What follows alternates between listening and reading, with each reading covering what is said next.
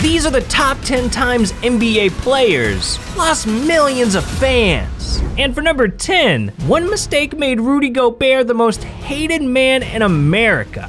See, back in 2020, at the start of the pandemic, Rudy thought it'd be a good idea to make fun of COVID by literally wiping his hands all over the mics at a press conference.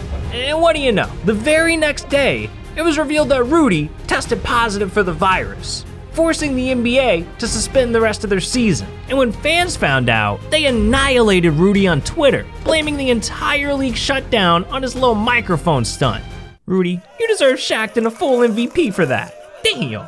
But hey, it doesn't always take getting an entire NBA season suspended to lose fans. Cause at number 9, all Kevin Durant did was send a couple of DMs. Yeah, back in 2020, KD saw something interesting pop up on his Twitter feed. Comedian Michael Rappaport calling him out for being sensitive. And obviously, KD was a little upset about it. So he decided to clap back at the guy by calling him a pale, pasty, guzzling head, saying he'd spit in his face, threatening to fight him. KD even brought up the man's wife. God damn. And after this, Michael was so offended, he decided to expose KD by leaking the DMs, causing a media firestorm. It was trending on Twitter, covered by the mainstream media, debated on ESPN. Everyone was talking about it, and people were so outraged, the NBA fined KD $50,000. leaving him with no choice but to apologize. What's your response to the reaction to the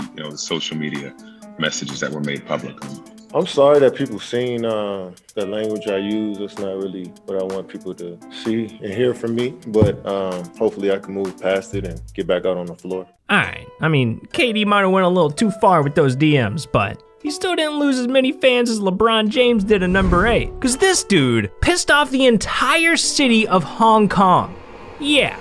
April 3rd, 2019. The Chinese government introduces a new law that gives them more power over Hong Kong citizens. October 1st. Protests erupt across Hong Kong in opposition to the new law. October 4th. NBA executive Daryl Morey decides to tweet his support for the protesters instead of the Chinese government. This turned out to be a huge problem. See, the Chinese government was responsible for over $500 million a year in NBA sponsorships. And after seeing an NBA executive side against them, they immediately pulled all of their brand deals. So of course, LeBron was asked to comment on the situation, being the face of the NBA and all. And instead of showing support for Daryl and the protesters, he said this. I don't want to get into a word or sentence feud with Daryl, but I believe he wasn't educated on the situation at hand. Social media is not always the proper way to go about things as well. Even though, yes, we do have freedom of speech, but there can be a lot of negative that comes with that too. But that's just my belief. Yeah, shooting down Daryl's tweet might have got Bron some brownie points with the Chinese government, but the citizens of Hong Kong were pissed. And this one statement ended up losing him millions of supporters. And people stopped burning his jersey. Like, I run a social media page, people send me like video, they start burning LeBron jersey just because of his speech. Hong Kong people are really suffering right now, and now you come up with speech like that, we are angry, we are very angry at that. Damn, Bron, you messed around and pissed off an entire city. But at least this incident didn't end LeBron's career, cause people are trying to get Charles Barkley fired for what he does in number 7. Yeah. See, ever since Charles became an analyst for Inside the NBA, there's been one thing that he just loves making fun of. The women of San Antonio. I miss San Antonio, one of my favorite cities. Why you like San Antonio? Oh, man. Oh, all them big old women down there. Oh, why? That's why them big old women be eating those churros. Double fist. Oh, they be double fisting those churros, man. What they need, Chuck? They need big draws. They eat them big old bloomers. I bet you couldn't do that to them big ass women in San Antonio. Oh. And they want me to apologize. That's not gonna happen. What they want you to apologize for? Me joking about those big old women down in San Antonio.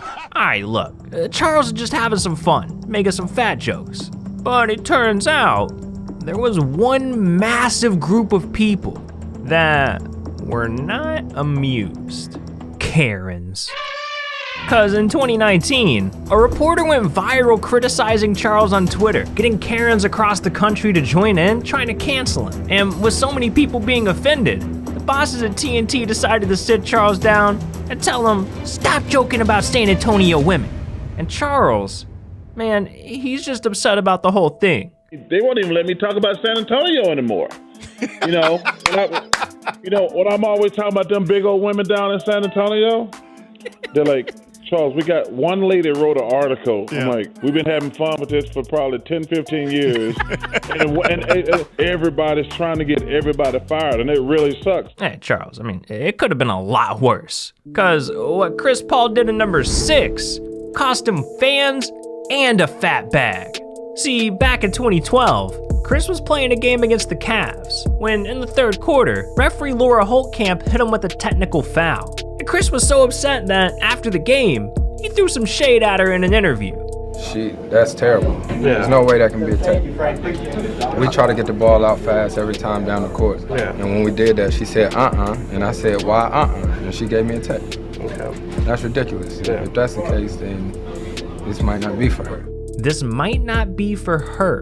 Those 6 words sent the media into a frenzy because people took this comment as Chris being offensive towards women. So news sites and fans all over the country started trashing Chris, calling him a sexist. And with tons of people calling for his head, the NBA decided to punish Chris by slapping him with a $25,000 fine. That's tough. But it's better than what Terrence Williams got in number 5. Because this dude did something that not only lost him fans, but also has him facing 20 years in prison. See, back in 2017, Terrence thought it'd be a good idea to scam the NBA's health insurance by billing them for medical procedures he never even got. And in the process, Terrence conned them out of hundreds of thousands of dollars. So, thinking he just discovered a genius way to make some money, Terrence decided to tell some of his old NBA buddies about the scheme. Guys like Glenn Davis, Tony Allen, Sebastian Telfair, everybody was getting a check. But after 3 years of scamming, people started getting sloppy, making grammatical errors, misspelling names. I mean, Greg Smith even claimed he saw a dentist in California when he was actually in Taiwan. Idiot. So eventually, the FBI caught wind of the scheme, and in October of 2021, it was announced that 18 former NBA players were arrested for defrauding the league out of $4 million. Not only sparking outrage across the media and NBA fans, but also putting every last one of these players at risk for serving 20 years in federal prison. 20 years for $4 million split 18 ways. Man, I don't think that scheme was worth it. And what Kevin Garnett said in number 4 wasn't worth it either. Cause this dude said something so despicable, he's still hated by millions to this day. See, back in 2010, KG's Celtics were taking on the Pistons, when late in the fourth quarter, he came toe-to-toe with Charlie Villanueva, a player with a rare disease called alopecia that prevented hair growth. And despite knowing about Charlie's condition, KG hit him with the most disrespectful piece of trash talk imaginable, saying, "You look like a damn cancer patient." Yeah. And when Charlie tweeted about the comment after the game, the incident made national headlines, angering fans around the country, costing KG the respect of millions, and leaving a permanent stain on his reputation. But at least KG wasn't losing fans on purpose, because in number 3, Ben Simmons is doing everything he can to make people hate him. I mean, not only did he pass up on a wide open dunk and cost his team the 2021 playoffs, but he also didn't drop a like and subscribe to the channel. Oh, what the hell is this guy thinking? I hate Ben Simmons. And the man didn't stop there, because he ended up demanding a trade from the 76ers. And when they couldn't make it happen, he decided to pull a little hissy fit, getting kicked out of practice in his first week back and getting suspended. And after this incident, man, Philly fans are just depressed, out here burning jerseys and everything. But hey, I mean, if Ben somehow ends up playing well again, he might be able to gain some fans back. Unlike Shaq, cause what he did to his fans in number 2 will tarnish his reputation for the rest of his life. See, back in 2014, Shaq posted a picture of himself to Instagram, making fun of this guy, Jamel Binion. And Shaq might have thought the post was funny, but when Jamel saw it, he was crushed. It turns out that he has a rare condition called ectodermal dysplasia that caused his face to develop abnormally. So after Shaq's picture went viral, a news station ended up tracking Jamel down for an interview. And well, it'll break your heart. I was kind of hurt, because I look up to him. You know, I watched Shaq play basketball his whole season, so I'm like, why he making fun of me when he's supposed to be this role model? When people saw this interview, they started blasting Shaq, saying his post was offensive, that he should be ashamed of himself and apologize to the guy. And even though Shaq did get in touch with him to say sorry, the damage had already been done. Damn, Shaq. Messed up with this one, dog. Come on! But as messy as this incident was, it gets even worse with number 1. Because Kyrie Irving cost himself fans, millions of dollars, and his NBA career, all because of the one shot he refused to take. See, in September of 2021, reports came out about Kyrie not being vaccinated. And this was a big deal, because if Kyrie didn't get the vaccine, he wouldn't be allowed to play home games in Brooklyn. So people figured eventually he'd just get the shot and return to playing ball.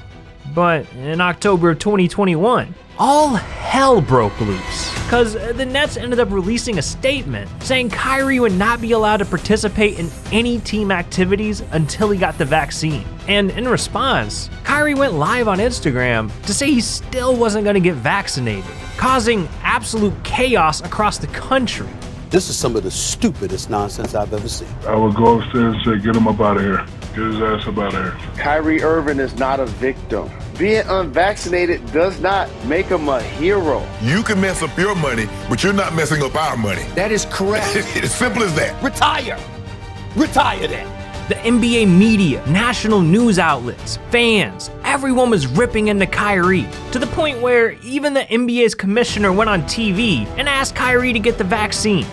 He needs to get vaccinated. But he still hasn't listened. So as it stands today, Kyrie is set to forfeit up to $17 million of his NBA salary, the ability to play basketball, and the support of millions of NBA fans. Damn. But you know what could use some support? This video right here! This is the one-armed kid NBA players fear. What are you doing, man? Click it!